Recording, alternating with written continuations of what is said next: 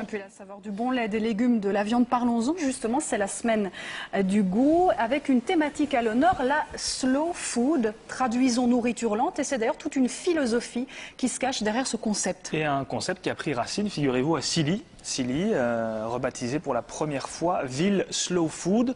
On va voir que là-bas, beaucoup de commerçants, ils sont nombreux, de restaurateurs aussi, ont décidé de redonner l'eau à la bouche des consommateurs. Comment? Eh bien, en redécouvrant le bien manger. C'est le thème du focus inspiré par Dominique Dussin.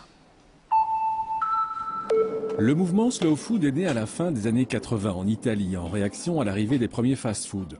Il a pour objectif de préserver la cuisine locale et les produits régionaux face à la mondialisation de la nourriture. Une philosophie qui peut se résumer en 3 mots. Les 3 missions principales, c'est de produire un produit bon, propre et juste, bon pour le goût, propre pour l'environnement, avec tout ce respect de techniques de production et de techniques environnementales, et alors juste pour une juste rémunération du producteur local aussi. Silly a été la première commune en Belgique à recevoir le titre de Città Slow ou ville lente. 9 autres communes l'ont suivi depuis. Leur philosophie, dans ce monde de plus en plus pressé, est de promouvoir un rythme de vie plus agréable. Côté nourriture, plusieurs commerçants et restaurateurs de la commune énuyère se sont associés à cette démarche. On fait partie de Slow Food, c'est parce qu'on respecte, les produits du terroir, donc les produits qui sont faits ici dans l'entité, comme le fromage de chèvre, donc les salades. Le poulet, là, c'est un poulet qui a été élevé ici. Et alors, j'ai fait un crumble aux pommes de notre verger aussi, quoi.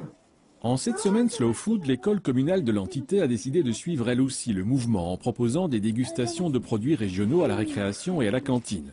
Il faut dire que cette école sensibilise tout au long de l'année ses élèves au goût et aux produits par le biais d'un potager qui permet aux enfants d'être en contact direct avec la nature.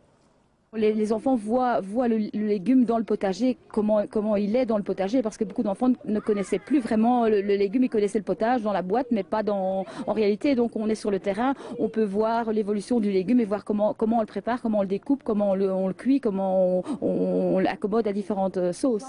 Pour les enfants, le pari semble réussi et ce n'est que le début, puisqu'ils auront l'occasion tout au long de la semaine de découvrir d'autres produits locaux avant de confectionner leur propre soupe. Reste à savoir si cette initiation slow food les éloignera durablement des fast-food qui les attirent tant.